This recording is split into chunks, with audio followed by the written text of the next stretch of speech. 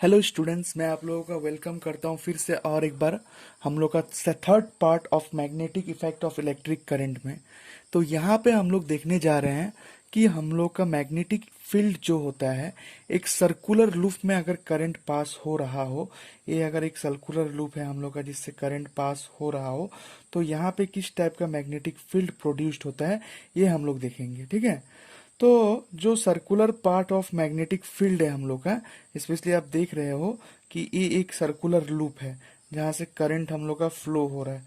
ठीक है, पॉजिटिव और एक साइड से नेगेटिव करंट हम लोग का यहाँ से फ्लो हो रहा है। तो यहाँ से जब करंट फ्लो होना स्टार्ट होगा तो इस एक्सपेरिमेंट में हम लोग ये देख सकते हैं, जैसा ही करंट फ्लो होना स्टार्ट होगा ना, तो ये लूप का जो नीचे वाला साइड है यहाँ पे कंसंट्रेटिक सर्कल बनना स्टार्ट होगा। ठीक है, यहाँ पे क्या स्टार्ट होगा, एक कंसंट्रेटिक सर्कल्स बनना स्टार्ट होगा।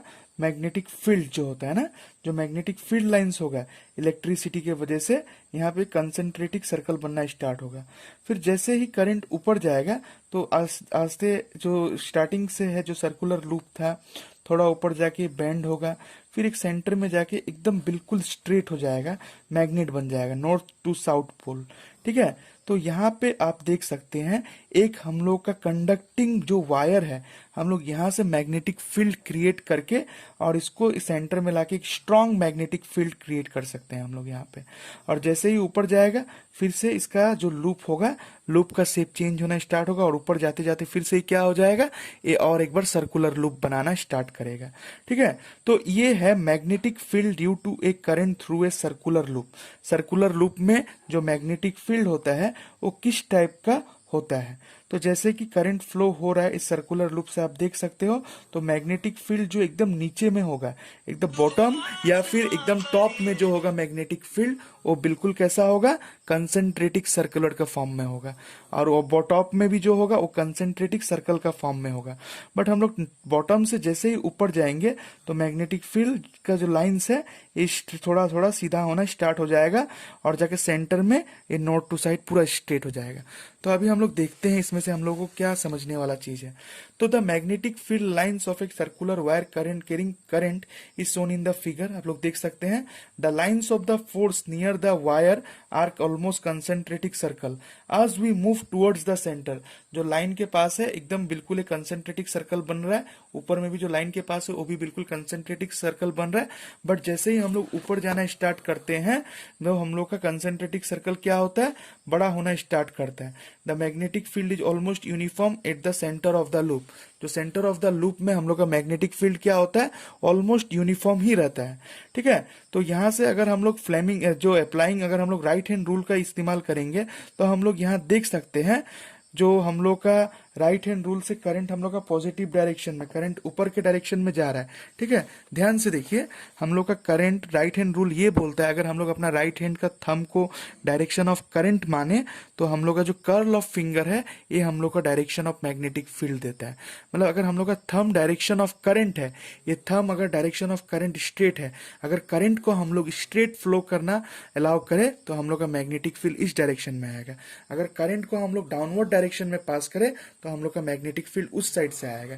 ठीक है, तो यहाँ पे देखिए करंट पॉजिटिव टर्मिनल यहाँ से निकला, निकल के जाते के साथ जैसे ही ऊपर गया हम लोग का मैग्नेटिक फील्ड लाइंस ऐसे बनना स्टार्ट हुआ, मेरा फिंगर्स के शेप में आप देख सकते हो।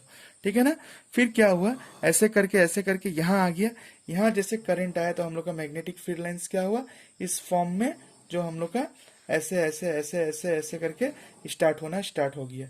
ठीक है, तो यहाँ पे बस हम लोग को यही समझना है कि सर्कुलर लूप जो होता है, जो सर्कुलर लूप का टॉप और बॉटम में कंसंट्रेटिक सर्कल्स बनता है और सेंटर में जाते जाते बिल्कुल ही यूनिफॉर्म हो जाता है। ठीक है, तो सेंटर में जो स्ट्रॉन्ग जो मैग्नेटिक फील्ड होता है वो बेसिकली सेंटर में ही पाया जाता है हम लोग का। ठीक है, तो इसके बाद हम लोग आते हैं अपना नेक्स्ट टॉपिक पे और देखते हैं जो सर्कुलर लूप जो होता है वो किस किस चीज पे डिपेंड करता है, उसका स्ट्रेंथ ऑफ मैग्नेटिक फील्ड।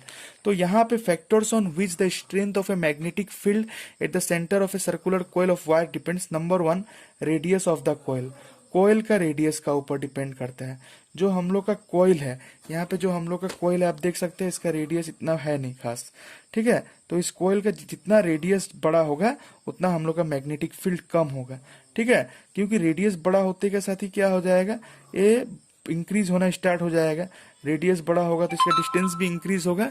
तो यहाँ पे आप देख सकते हो जो हम लोग का रेडियस का इन्वर्सली प्रोपोर्शनल होगा, it is inversely proportional to the radius of the coil. जो हम लोग का मैग्नेटिक फील्ड होगा और रेडियस का इन्वर्सली प्रोपोर्शनल होगा, ठीक है। उसके बाद turns of wire in the coil, ये जो कोयल पे हम लोगों ने टर्न्स किया है ना, वो टर्न्स का ऊपर भी डिपेंड करता है, ठीक है। ये जो वायर पे हम लोग जितना टर्न्स करते हैं, ये वायर पे जो हम लोग सर्कुलर टर्न करेंगे ऐसे ऐसे करके, जो अगर इसमें कॉपर वायर से जो टर्न किया गया है, हम लोग जितना टर्न इंक्रीज करेंगे उतना ही स्ट्रांग मैग्नेटिक फील्ड बनेगा। और थर्ड पॉइंट हम लोग का डिपेंड करता है करंट का ऊपर, हम लोग जितना ज्यादा करंट पास करेंगे उतना ही मैग्नेटिक फील्ड स्ट्रांग होने का चांसेस रहता है। तो सर्कुलर लूप में हम लोग का स्ट्रेंथ ऑफ मैग्नेटिक फील्ड तीन चीज पे डिपेंड करता है।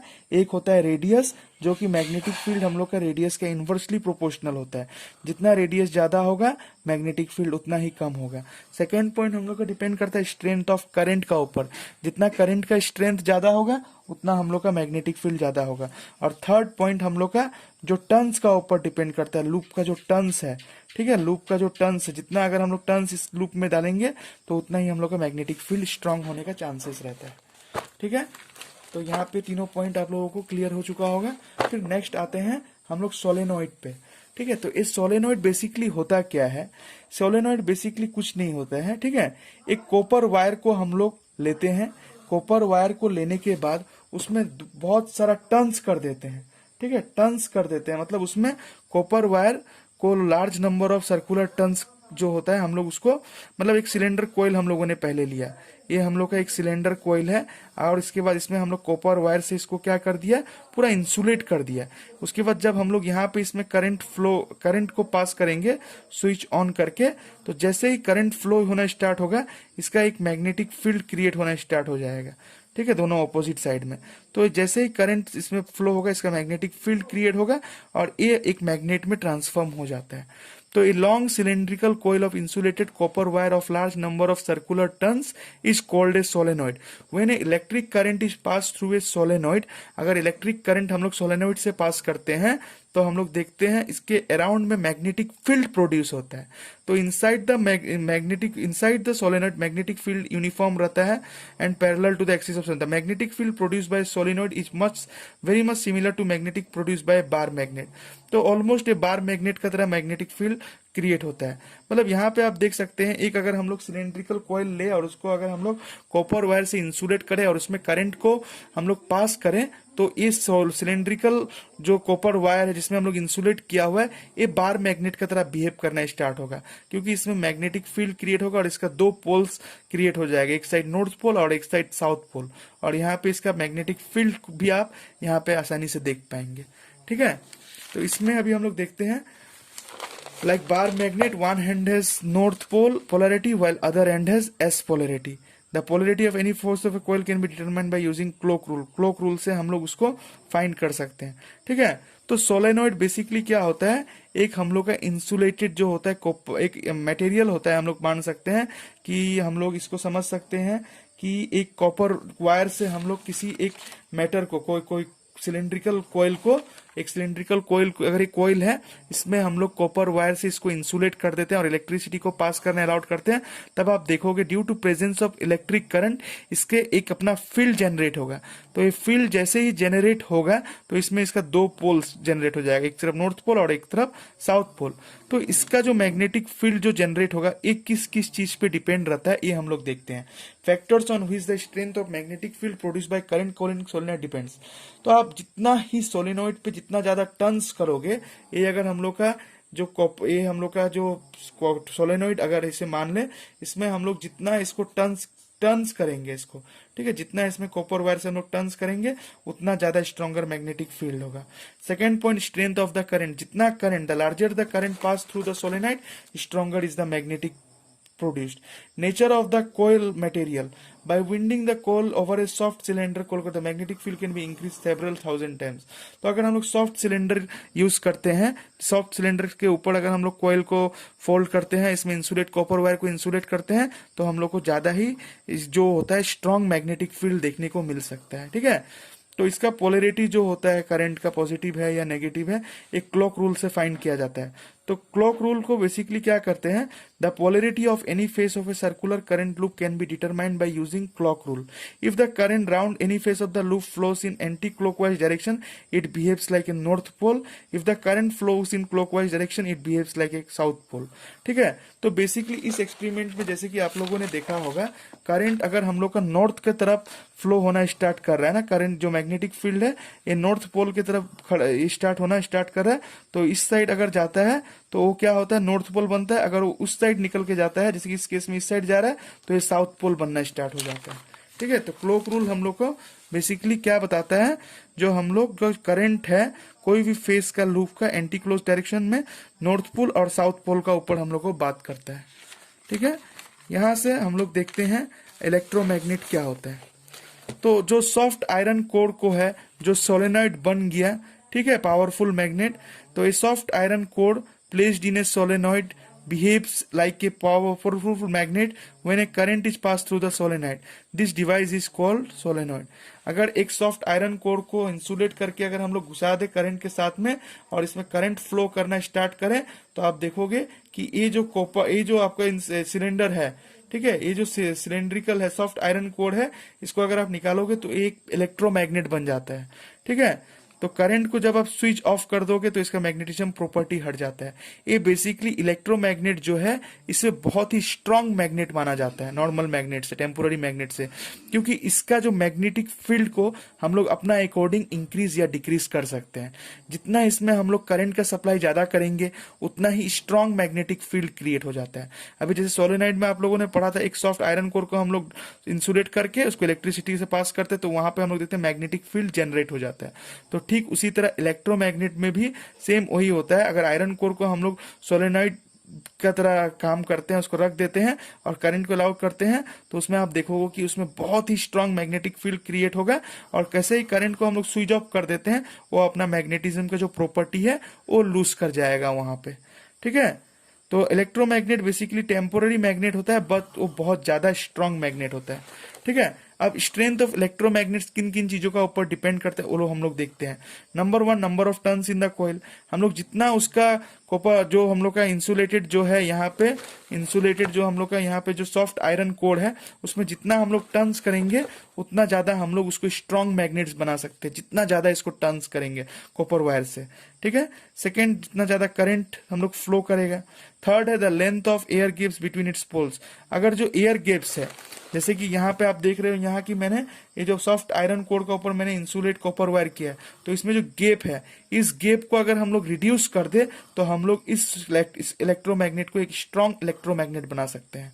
ठीक है, जितना कम गैप होगा इसका मतलब ये है कि उतना ही ज्यादा स्ट्रांग इलेक्ट्रोमैग्नेट ये हम लोग का बन जाएगा. ठीक है, गैप को रिड्यूस करने से ये बहुत ही स्ट्रांग इलेक्ट्रोमैग्नेट बन जाता है. और इस टाइप का इलेक्ट्रोमैग्नेट बेसिकली हम लोग इंडस्ट्रियल पर्पस पे यूज करते हैं. क्रेन्स हो गया, बड़ा बड़ा सब्सटेंस ट्रेन हो गया, सब उठाने में इस टाइप का इलेक्ट्रोमैग्नेट को यूज करते हैं, क्योंकि इसका मैग्नेटिक फील्ड बहुत ज्यादा हम लोग को चाहिए, इंक्रीज या डिक्रीज कर सकते हैं. ठीक है, तो 3 पॉइंट आपको याद रखना है. सोलेनॉइड का जो इलेक्ट्रोमैग्नेट है, इसका स्ट्रेंथ किन चीजों पे डिपेंड रहता है, number of turns in the coil, strength of the current और the length of air gaps between the coil. अगर हम लोग रिड्यूस कर देते हैं तो स्ट्रेंथ ऑफ इलेक्ट्रोमैग्नेट हम लोग का क्या हो जाता है, इंक्रीज हो जाता है. ठीक है, और उसके बाद आपको एक पॉइंट और याद रखना है, हम लोग का जो इलेक्ट्रोमैग्नेट है वो बेसिकली बहुत ही बेटर होता है परमानेंट मैग्नेट से, बिकॉज वो एक बहुत ही स्ट्रांग मैग्नेटिक फील्ड क्रिएट कर सकता है. और इसका जो हम लोग मैग्नेटिक फील्ड को अपने अकॉर्डिंग बढ़ा या कमा सकते हैं बाय करंट को इंक्रीज करके या फिर एयर गैप्स को रिड्यूस करके. ठीक है, तो अभी हम लोग देखते हैं बार मैग्नेट और इलेक्ट्रोमैग्नेट का difference. Bar magnet basically permanent magnet होता है और इलेक्ट्रोमैग्नेट वो टेम्पोररी मैग्नेट होता है. ठीक है, और पर जो बार मैग्नेट में उसमें वीक फोर्स ऑफ अट्रैक्शन रहता है, कोई ज्यादा खास फोर्स नहीं रहता है. वो छोटी चीजों को जैसे कि लोहा हो गया, मेटल्स हो गया, छोटा छोटा मेटल्स करे. बट जो इलेक्ट्रोमैग्नेट है बहुत बड़ा बड़ा भारी भारी चीज जो होता है, वेट वाला सामान, मास वाला सामान, उसको वो अट्रैक्ट करता है. ठीक है, इसका स्ट्रेंथ को बार मैग्नेट का हम लोग फिक्स रहता है, इसको हम लोग चेंज नहीं कर सकते. It strength cannot be change. It strength can be changing number of turns और changing the current passing through it. उसका टर्न्स को इंक्रीज करके, उसका एयर गैप्स को रिड्यूस करके, उसका करंट का सप्लाई, जो करंट फ्लो हो रहा है, करंट को इंक्रीज करके हम लोग इसका इलेक्ट्रोमैग्नेट का स्ट्रेंथ को बढ़ा सकते हैं, बट बार मैग्नेट का स्ट्रेंथ को हम लोग कभी नहीं बढ़ा सकते हैं। ठीक है, तो परमानेंट मैग्नेट का जो हम लोग का क्या इस्तेमाल करते हैं, उसको बेसिकली आप देख सकते हैं, ईयरफोन जो आप यूज करते हो, लाउड स्पीकर होते हो, उसे अगर आप खोल के देखोगे तो उसमें मैग्नेट होता है। तो बेसिकली परमानेंट मैग्नेट मतलब बार मैग्नेट होता है। ठीक है, स्पीडोमीटर वोल्ट मीटर में होता है, इलेक्ट्रिक जनरेटर और इलेक्ट्रिक मोटर में यूज किया जाता है, ऑडियो कैसेट टेप्स में यूज किया जाता है। ठीक है, तो ये सब normal day to day life जो हम लोग लाइफ जो इंस्ट्रूमेंट्स वगैरह यूज करते हैं ना, लाउड स्पीकर हो गया, इलेक्ट्रिक क्लॉक्स हो गया, ammeter, voltmeter, electric generator, electric motor को अगर आप खोलो तो आपको उसमें छोटा छोटा मैग्नेट दिखाई दे। ये परमानेंट मैग्नेट्स इतना स्ट्रांग नहीं होता है क्योंकि इसका फील्ड एक लिमिटेड फील्ड होता है। बट इलेक्ट्रोमैग्नेट्स, इसको फैक्ट्रीज में यूज किया जाता है, क्रेन्स में यूज किया जाता है, हैवी आयरन और स्टील को एक प्लेस से दूसरा प्लेस को ले जाने के लिए। तो it is used in factories and cranes to lift heavy iron and steel from one place to another. इसको हॉस्पिटल्स में यूज किया जाता है डॉक्टर के द्वारा। अगर किसी के आंख में कोई आयरन का मटेरियल चला जाए, स्प्लिंटर चला जाए, तो इलेक्ट्रोमैग्नेट के द्वारा उसे बाहर निकाला जाता है। इलेक्ट्रिक बल्ब्स यूज किया जाता है, इलेक्ट्रिक स्विचेस में, रिलेस में, बड़ा बड़ा इंडस्ट्रीज वगैरह में इलेक्ट्रोमैग्नेट का यूज होता है। ठीक है, तो ये था यूज ऑफ परमानेंट मैग्नेट और यूज ऑफ इलेक्ट्रोमैग्नेट। आज के क्लास में हम लोग इतना ही रखते हैं। नेक्स्ट क्लास में हम लोग देखते हैं, फोर्स के बारे में पढ़ते हैं कि मैग्नेटिक फील्ड और इलेक्ट्रिक करंट की वजह से कौन सा फोर्स इंड्यूस्ड होता है और किस टाइप का फोर्स है। ठीक है, तो बस आज के लिए मैं इतना ही रखता हूँ। आते हैं नेक्स्ट पार्ट, जो कि हम लोग नेक्स्ट पार्ट में देखते हैं हम लोग का फोर्स के रिलेटेड इलेक्ट्रिक और मैग्नेटिक इफेक्ट का करंट।